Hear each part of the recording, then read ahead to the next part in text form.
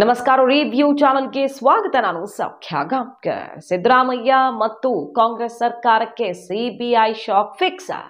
MUDA case ಅಲ್ಲ, ಮೂಡಾ ಕೇಸ್ನಲ್ಲೂ ಮಹತ್ವದ ಬೆಳವಣಿಗೆ ಆಗಬಹುದು.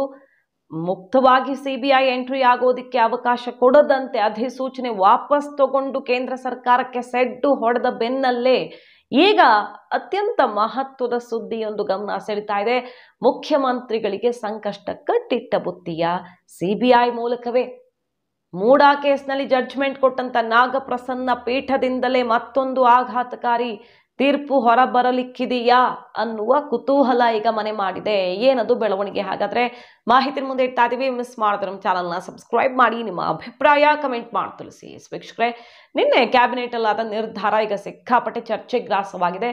ಸಿಬಿಐ ಮುಕ್ತವಾಗಿ ಪ್ರವೇಶ ಮಾಡೋದಿಕ್ಕೆ, ಯಾವುದಾದ್ರೂ ಕೇಸನ್ನು ಕೈಗೆತ್ತಿಕೊಳ್ಳೋದಕ್ಕೆ ಅವಕಾಶ ಇಲ್ಲದಂತೆ ಬ್ರೇಕ್ ಹಾಕಿದೆ ಕ್ಯಾಬಿನೆಟ್ ನಿರ್ಧಾರ. ನಿನ್ನೆ ಅಧಿಸೂಚನೆ ವಾಪಸ್ ಪಡೆಯುವ ಮೂಲಕ ಸುಮಾರು ರಾಜ್ಯಗಳಲ್ಲೆಲ್ಲ ಆಗಿದೆ, ನಮ್ಮ ರಾಜ್ಯದಲ್ಲೂ ಮಾಡ್ತೀವಿ ಅಂತ ಈ ಟೈಮಲ್ಲೇ ಹೊರಟಿರೋದು. ಸಿಬಿಐ ಭಯಕ್ಕೆ ಈ ರೀತಿ ಬ್ರೇಕ್ ಹಾಕಿದ್ದಾರೆ ಅಂತ ಪ್ರತಿಪಕ್ಷಗಳು ಕೂಡ ಮುಗಿ ಬೀಳ್ತಾ ಇದ್ದಾವೆ. ಸಿಬಿಐ ಬರಬೇಕು ಅಂದರೆ ಸರ್ಕಾರದ ಅಂದರೆ ಮುಖ್ಯಮಂತ್ರಿಗಳ ಪರ್ಮಿಷನ್ ಬೇಕು ಅನ್ನೋ ರೀತಿಯಲ್ಲಿ ಮಾಡಿದ್ದಾರೆ. ಆದರೆ ಹೈಕೋರ್ಟ್ ಮೂಲಕವೇ ಸಿಬಿಐ ತನಿಖೆಗೆ ಆದೇಶ ಆದರೆ ಆಗೇನು ಮಾಡೋದಕ್ಕಾಗಲ್ಲ. ಸಿಂಪಲ್ವೇ ನೇರವಾಗಿ ಪ್ರವೇಶ ಮಾಡೋದಕ್ಕೆ ಅವಕಾಶ ಇಲ್ಲದೆ ಇದ್ರೂ ಕೂಡ ಅತ್ಯಂತ ಪ್ರಮುಖ ಸಾಕ್ಷ್ಯಾಧಾರಗಳಿರುವಂತಹ ಕೇಸ್ನಲ್ಲಿ ಹೈಕೋರ್ಟ್ ಮೂಲಕವೇ ಈ ರೀತಿ ಪರ್ಮಿಷನ್ ಪಡ್ಕೊಳ್ಳೋದಕ್ಕಂತೂ ಅಮುಕ್ತ ಅವಕಾಶ ಇದ್ದೇ ಇರುತ್ತೆ. ಇಲ್ಲೇ ಉಂಟಾಗಿರೋದು ಈಗ ಸರ್ಕಾರಕ್ಕೆ ಸಂಕಷ್ಟ. ವಾಲ್ಮೀಕಿ ಕೇಸ್ಗೆ ಸಂಬಂಧಪಟ್ಟಂತೆ ಮೂಡಾ ಮತ್ತು ವಾಲ್ಮೀಕಿ ಎರಡೂ ಕೇಸಲ್ಲೂ ಸಿಬಿಐ ಎಂಟ್ರಿ ಆಗಬಹುದು ಅನ್ನೋ ಆತಂಕದಲ್ಲೇ ಸಿದ್ದರಾಮಯ್ಯನವರು ಈ ರೀತಿ ಕ್ಯಾಬಿನೆಟ್ ನಿರ್ಧಾರ ತಗೊಂಡಿದ್ದಾರೆ ಅನ್ನೋ ಆಕ್ರೋಶ ಎಲ್ಲ ಕೇಳಿಬರ್ತಿದೆ. ಆದರೆ ಅಷ್ಟು ಸುಲಭ ಇಲ್ಲ. ಹೈಕೋರ್ಟ್ ಅಲ್ಲಿ ಇದೆಯಲ್ಲ ಕೇಸ್, ಈಗ ವಾಲ್ಮೀಕಿ ಕೇಸು ಸಿಬಿಐಗೆ ಹೋಗಬೇಕು ಅಂತ ಯೂನಿಯನ್ ಬ್ಯಾಂಕ್ ಆಫ್ ಇಂಡಿಯಾ ಅರ್ಜಿ ಹಾಕೊಂಡಿತ್ತಲ್ಲ. ಯಾಕಂದ್ರೆ ತನ್ನ ಮೇಲೆ ಅಪವಾದ ಬರ್ತಾ ಇದೆ, ತಮ್ಮ ಅಧಿಕಾರಿಗಳ ಕೆಲವರ ಇನ್ವಾಲ್ವ್ಮೆಂಟ್ ಇದ್ರೂ ಕೂಡ ಇದು ಬ್ಯಾಂಕ್ ಕಾರಣದಿಂದ ಅಲ್ಲ, ಅಲ್ಲಲ್ಲೇ ಅಡ್ಜಸ್ಟ್ಮೆಂಟ್ಗಳಾಗಿರಬಹುದು. ಬ್ಯಾಂಕ್ ಮೇಲೆ ಬರ್ತಾ ಇರುವಂತಹ ಕಳಂಕವನ್ನು ತೊಳೆಯೋದಕ್ಕೆ ನಾವು ಸಂಪೂರ್ಣ ಸಹಕಾರ ಮಾಡ್ತೀವಿ, ಇದು ಯಾರಿಂದ ಆಗಿದೆ ಅನ್ನೋದು ಹೊರಗಡೆ ಬರಲಿ, ಸಿಬಿಐಗೆ ಹೋಗಬೇಕು ಕೇಸು, ಇದು ಅಂತಾರಾಷ್ಟ್ರೀಯ ಮಟ್ಟದ ಮಾನ್ಯತೆಯನ್ನು ಪಡ್ಕೊಳ್ಳುತ್ತೆ, ಬ್ಯಾಂಕಿಂಗ್ ಮತ್ತು 100 ಕೋಟಿ ಮೊತ್ತ ಅಂತ ಬಂದಾಗ RBI ಗೈಡ್ಲೈನ್ಸ್ನ ಅಡಿಯಲ್ಲಿ ಅಂತ ಆಲ್ರೆಡಿ ಸಿಬಿಐ ದೂರು ಕೊಟ್ಟಿದ್ರು. ಸಿಬಿಐನು ಎಂಟ್ರಿ ಆಗಿತ್ತು ಅಧಿಕೃತವಾಗಿ, ಬಟ್ ಕೇಸ್ ಸಂಪೂರ್ಣವಾಗಿ ಸಿಬಿಐಗೆ ಹೋಗಿಲ್ಲ. SIT ತನಿಖೆ ಮಾಡಿ, ಇಡಿ ಪ್ರವೇಶ ಮಾಡಿ ಈಗಾಗಲೇ ದೊಡ್ಡ ಆಘಾತವನ್ನೇ ಕೊಟ್ಟಾಗಿದೆ. ಸಿಬಿಐ ಎಂಟ್ರಿ ಆಗಿ ಸಂಪೂರ್ಣವಾಗಿ ಕೇಸನ್ನ ಕೈಗೆತ್ತಿಕೊಳ್ಳುತ್ತಾ ಈಗ ಅನ್ನುವ ದೊಡ್ಡ ಪ್ರಶ್ನೆ. ಯಾಕಂದ್ರೆ ಹೈಕೋರ್ಟ್ ಅಲ್ಲಿ ಅಷ್ಟು ಹೀಟೆಡ್ ಆರ್ಗ್ಯುಮೆಂಟ್ ಆಗಿದೆ, ಬಹಳ ಪ್ರಬಲ ವಾದವನ್ನ ಮಂಡಿಸಿರೋದು. ಈ ಹೊತ್ತಲ್ಲಿ ಕೋರ್ಟ್ ಅಭಿಪ್ರಾಯ, ನಾಗಪ್ರಸನ್ನ ಪೀಠ, ಮೂಡಾ ಕೇಸ್ ಜಡ್ಜ್ಮೆಂಟ್ ಕೊಟ್ಟಂತಹ ನಾಗಪ್ರಸನ್ನ ಪೀಠದ ಅಭಿಪ್ರಾಯ ಕೂಡ ಗಮನ ಸೆಳೆದಿದೆ. ಯೂನಿಯನ್ ಬ್ಯಾಂಕ್ ಆಫ್ ಇಂಡಿಯಾ ತನ್ನ ವಾದದಲ್ಲಿ ಏನ್ ಹೇಳಿರೋದು, ಏಕಸದಸ್ಯ ಪೀಠದ ಮುಂದೆ ವಿಚಾರಣೆ ನಡೆದಿದೆ. ಅಟಾರ್ನಿ ಜನರಲ್ ವೆಂಕಟರಮಣಿ ಅವರು ಬ್ಯಾಂಕ್ ಪರ, ವಿತ್ತೀಯ ಶಿಸ್ತುಗಳು ಭಾರಿ ದೊಡ್ಡ ಪರಿಣಾಮಗಳನ್ನ ಬೀರ್ತವೆ, ಬ್ಯಾಂಕುಗಳು ಹಲವು ರೀತಿಯಲ್ಲಿ ಕಾರ್ಯನಿರ್ವಹಿಸ್ತವೆ, RBI ಬ್ಯಾಂಕುಗಳ ಪ್ರಾಮಾಣಿಕತೆಯನ್ನು ಖಾತ್ರಿಪಡಿಸೋದಕ್ಕೆ ಸುತ್ತೋಲೆಯನ್ನು ಹೊರಡಿಸಿದೆ, ಅದರಂತೆ ಬ್ಯಾಂಕುಗಳ ವಹಿವಾಟಿನ ಯಾವುದೇ ಅಕ್ರಮಗಳಿಗೆ ಸಂಬಂಧಪಟ್ಟಂತೆ ತನಿಖಾ ಸಂಸ್ಥೆ, ವಿಶೇಷ ತನಿಖಾ ಸಂಸ್ಥೆಯ ಅಗತ್ಯವೇ ಇದೆ, RBI ಗೈಡ್ಲೈನ್ಸೇ ಹೇಳುತ್ತೆ, ಅದರಂತೆ ವಾಲ್ಮೀಕಿ ಹಗರಣ ಸಿಬಿಐಗೆ ಹೋಗಬೇಕು ಅಂತ ಅವರು ವಾದ ಮಂಡಿಸಿದ್ದಾರೆ. ಬ್ಯಾಂಕ್ ಈಗಾಗಲೇ ತನಿಖೆ ಕೋರಿ ಸಿಬಿಐಗೆ ಪತ್ರ ಬರೆದಾಗಿದೆ. ಕೋಟ್ಯಾಂತರ ರೂಪಾಯಿ, 100 ಕೋಟಿ ರೂಪಾಯಿ ದುರುಪಯೋಗ ಆಗಿರೋದು, ಇದರ ತನಿಖೆಯನ್ನ ಕೇಂದ್ರೀಯ ಅಪರಾಧ ತನಿಖಾ ದಳಕ್ಕೇನೆ ವಹಿಸಬೇಕು ಅಂತ ಮನವಿಯನ್ನ ಮಾಡಿಕೊಂಡಿದ್ದಾರೆ. ಅಷ್ಟೇ ಅಲ್ಲ, ವಿವಿಧ ರೀತಿಯಲ್ಲಿ ಬ್ಯಾಂಕಿಂಗ್ ವಲಯದಲ್ಲಿ ವಿವಿಧ ರೀತಿಯಲ್ಲಿ ವ್ಯವಹಾರಗಳು ನಡೀತವೆ, ಪ್ರಾಮಾಣಿಕತೆಯನ್ನು ಖಾತ್ರಿಪಡಿಸೋದಕ್ಕೆ ಕರ್ನಾಟಕ ವಾಲ್ಮೀಕಿ ಅಭಿವೃದ್ಧಿ ನಿಗಮದಲ್ಲಿ ನಡೆದಿರುವಂತಹ ಹಗರಣವನ್ನ ಸಿಬಿಐಗೆ ಒಪ್ಪಿಸಬೇಕು ಅಂತ ವಾದ ಮಾಡಿದ್ದಾರೆ.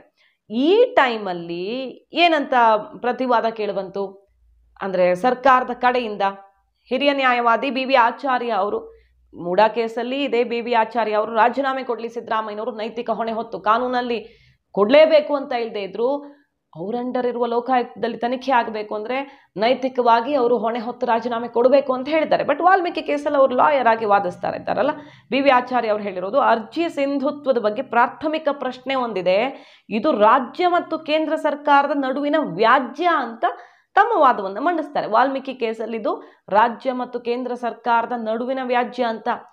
ಕೇಸ್ನ ಡೀಟೇಲ್ಸ್ ಅನ್ನ ಪರಿಶೀಲಿಸಿದ ನಾಗಪ್ರಸನ್ನ ಅವರ ಪೀಠ ಅತ್ಯಂತ ಕ್ಲಿಯರ್ ಆಗಿ ಅಭಿಪ್ರಾಯ, ಇದು ತೀರ್ಪಲ್ಲ, ಅಭಿಪ್ರಾಯ ಹೊರ ಹಾಕಿರೋದು. ನ್ಯಾಯಾಲಯ ಯಾವ ಕಾರಣಕ್ಕೂ ಒಪ್ಪೋದಿಲ್ಲ, ಇದು ಖಂಡಿತ ವಾಲ್ಮೀಕಿ ನಿಗಮದ ಕೇಸ್, ಈ ವಿಚಾರದಲ್ಲಿ ನಡೆದಿರುವಂತಹ ಕೆಲವು ಬೆಳವಣಿಗೆಗಳು ಖಂಡಿತ ಇದು ರಾಜ್ಯ ಮತ್ತು ಕೇಂದ್ರದ ನಡುವಿನ ವ್ಯಾಜ್ಯವಲ್ವೇ ಅಲ್ಲ ಅಂತ ಮೌಖಿಕವಾಗಿ ಉತ್ತರ ಕೊಟ್ಟಿರೋದು. ಸೊ ಇನ್ನು ವಾದ ಪ್ರತಿವಾದ ಆಗ್ತಾ ಇದೆ, ಬಟ್ ಗಮನ ಸೆಳೀತಾ ಇದೆ ಬೆಳವಣಿಗೆ. ಯಾವುದೇ ಹೊತ್ತಲ್ಲಿ ತೀರ್ಪು ಹೊರಬಿದ್ದು ಸರ್ಕಾರಕ್ಕೆ ಆಘಾತ ಎದುರಾಗಲಿದೆ. ಯಾಕಂದ್ರೆ ಅಟಾರ್ನಿ ಜನರಲ್ ಮಂಡಿಸಿರುವ ವಾದದ ಮೇಲೆ ತಜ್ಞರು ಕೊಡ್ತಾ ಇರುವ ಅಭಿಪ್ರಾಯ, RBI ಗೈಡ್ ಲೈನ್ಸ್ ಇರೋದು, ಸುತ್ತೋಲೆ ಹೊರಡಿಸಿರೋದು ಮತ್ತು ಇಡಿ ಇಲ್ಲಿ ಚಾರ್ಜ್ ಶೀಟ್ ಆಗಿದೆ.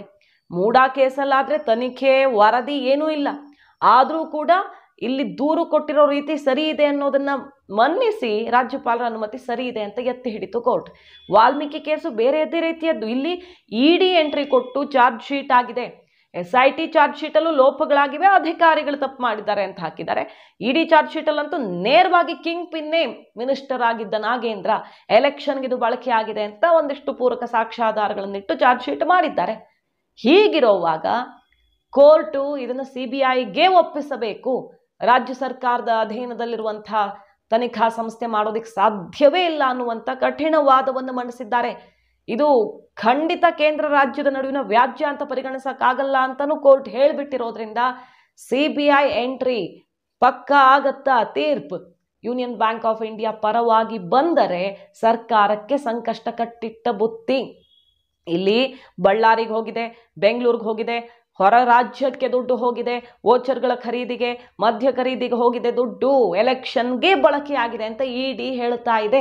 ಚಾರ್ಜ್ ಶೀಟ್ ಮಾಡಿದೆ ಮತ್ತು ಡಿಜಿಟಲ್ ಸಾಕ್ಷ್ಯಗಳನ್ನು ಕಲೆ ಹಾಕಿದೆ, ಶಾಂಗ್ರಿಲಾ ಹೋಟೆಲ್ ಮೀಟಿಂಗ್ನ ಸಾಕ್ಷ್ಯಗಳನ್ನು ಕಲೆ ಹಾಕಿದೆ, ಯಾವ್ಯಾವ ರೀತಿ ಫೋನ್ನ ಮೂಲಕ ವ್ಯವಹಾರ ನಡೆದಿದೆ ಮತ್ತು ಯಾವ್ಯಾವ ಬೂತ್ಗೆ ಎಲೆಕ್ಷನ್ ಟೈಮಲ್ಲಿ ಎಷ್ಟೆಷ್ಟು ದುಡ್ಡು ಹೋಗಿದೆ ಅಂದರೆ ಆ ಬೂತ್ ವ್ಯಾಪ್ತಿಯಲ್ಲಿ ಅನ್ನೋದನ್ನೂ ಕೂಡ ಇಡಿ ಬಂದ ಕೆಲವೇ ದಿನಗಳಲ್ಲಿ ರೇಡ್ ಮಾಡಿ ಎಲ್ಲ ಮಾಹಿತಿ ಕಲೆ ಹಾಕಿರೋದು. ಇದರ ನಡುವೆ ಈ ಬೆಳವಣಿಗೆ ಈಗ ಮಹತ್ವ ಪಡ್ಕೊಳ್ತಿದೆ. CBI ಎಂಟ್ರಿ ಆದರೆ ಕಂಪ್ಲೀಟ್ ಆಗಿ ಈ ಕೇಸು ಅಲ್ಲೊಂದು ತನಿಖೆ ಇಲ್ಲೊಂದು ತನಿಖೆ ಆದರೆ ಆಗದೆ CBIಗೆ ಹೋಗಿಬಿಟ್ರೆ ದೊಡ್ಡವರಿಗೆ ಸಂಕಷ್ಟ ಎದುರಾಗಬಹುದು. ಹಣಕಾಸು ಇಲಾಖೆಯ ಪರ್ಮಿಷನ್ ಇಲ್ಲದೆ ಇದು ಹೆಂಗಾಯ್ತು ಅನ್ನುವ ಪ್ರಶ್ನೆಯನ್ನು ಎತ್ತಲಾಗಿದೆಯಲ್ಲ. IAS ಆಫೀಸರ್ಸ್ ಇಬ್ಬರನ್ನ ಈಗ ಇಡಿ ಬೇರೆ ತನಿಖೆಗೆ ಒಳಪಡಿಸೋ ತಯಾರಿಯಲ್ಲಿದೆ. ಅವರಿಬ್ಬರ ಪಾತ್ರ ಏನು ಹಾಗಾದ್ರೆ? ಅವ್ರ ಪರ್ಮಿಷನ್ ಇಲ್ಲದೆ ಇಷ್ಟೆಲ್ಲ ಹೆಂಗಾಯ್ತು? ಪೆಂಡಿಂಗ್ ಇಟ್ಕೊಂಡು ಫಲಾನುಭವಿಗಳ ದುಡ್ಡನ್ನೂ ಕೂಡ ಪೆಂಡಿಂಗ್ ಇಟ್ಟು ಕೊನೆಗೆ ಇಲಾಖೆ ಕೇಳಿದ ತಕ್ಷಣ ಆರ್ಥಿಕ ಇಲಾಖೆ ಒಂದೇ ಕಂತಲ್ಲಿ ದೊಡ್ಡ ಅಮೌಂಟ್ ರಿಲೀಸ್ ಮಾಡಿಬಿಟ್ಟಿದ್ದೆಲ್ಲ ಆರ್ಥಿಕ ಇಲಾಖೆಯ ನೇರವಾದ ಪಾಲುದಾರಿಕೆ ಈ ಅಕ್ರಮದಲ್ಲಿದೆ ಅನ್ನೋ ರೀತಿಯಲ್ಲೆಲ್ಲ ಗಂಭೀರ ಆರೋಪ ಕೇಳಿಬರ್ತಿದೆ. ಇಡಿ ಇದನ್ನೆಲ್ಲ ಬಯಲು ಮಾಡಿದೆ. ಹಾಗಾಗಿ CBIಗೆ ಹೋಗ್ಬಿಟ್ರೆ ಈ ಕೇಸು ಸರ್ಕಾರಕ್ಕೆ, ಮೂಡಾ ಕೇಸು ಬರೀ CMಗೆ ಸಂಬಂಧಪಟ್ಟದ್ದು. ಆದರೆ ವಾಲ್ಮೀಕಿ ಕೇಸ್ನಲ್ಲಿ ರಹಸ್ಯಗಳು ಬಯಲಾದರೆ ಇದು ಡೆಲ್ಲಿಯ ತನಕ ಲಿಂಕ್ ಆಗಬಹುದು ಅನ್ನೋ ಗಂಭೀರ ವಿಚಾರ ಚರ್ಚೆಯಾಗ್ತಿರೋ ಹೊತ್ತಲ್ಲಿ ಹೈಕೋರ್ಟಲ್ಲಿ ಅದು ನಾಗಪ್ರಸನ್ನ ಅವರ ಪೀಠದಲ್ಲಿಯೇ ಮಹತ್ವದ ಬೆಳವಣಿಗೆ ಆಗ್ತಿರುವುದು ಕಾದು ನೋಡಬೇಕು. ಮಾಹಿತಿ ನಿಮ್ಗೆ ಇಷ್ಟ ಆಗಿದ್ರೆ ಮಿಸ್ ಮಾಡಿದ್ರೆ ನಮ್ಮ ಚಾನಲ್ನ ಸಬ್ಸ್ಕ್ರೈಬ್ ಮಾಡಿ, ನಿಮ್ಮ ಅಭಿಪ್ರಾಯ ಕಮೆಂಟ್ ಮಾಡಿ ತಿಳಿಸಿ. Thank you.